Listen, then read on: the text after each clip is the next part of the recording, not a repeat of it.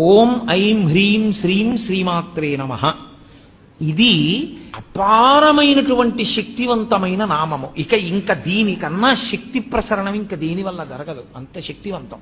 ఈ శక్తిని ఎందుకు తీసుకొస్తారంటే ఈ బీజాక్షరాలతోటి ఓం అంటే ప్రణవం. ప్రణవము మహత్వాన్ని చెప్తుంది. అసలు ఈ బ్రహ్మాండంలో నిర్గుణమైనటువంటి పరబ్రహ్మము నాదరూపంగా రావడం దగ్గర నుంచి ప్రణవం చెప్తుంది. అందుకని మహత్వశక్తికి అంతటికీ కూడా ఓంకారము ప్రతినిధి. అలాగే ఐం ఇది కవిత్వ శక్తికి ప్రతినిధి. అలాగే పటుత్వం కలగాలి అంటే హ్రీం.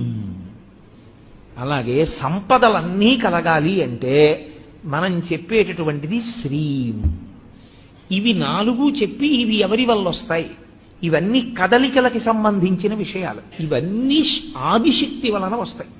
అందుకని ఆ పరదేవతని పిలిచేటప్పుడు ఓం ఐం హ్రీం శ్రీం శ్రీమాత్రే నమః